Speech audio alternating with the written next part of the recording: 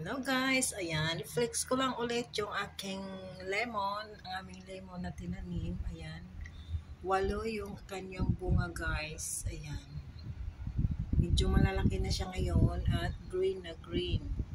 Itong isa na to kasi, na ganyan yung bunga na kasi, nakadikit kasi siya sa pader, kaya inano ko siya.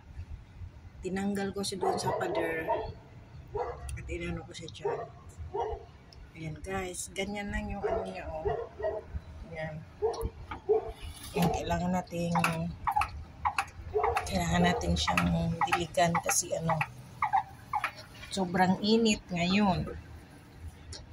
Diligan natin siya guys.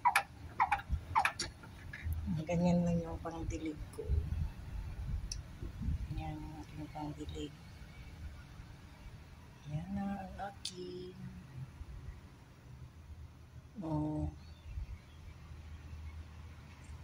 Saka tingnan niyo yung weather ngayon. Oh, grabe. Ayan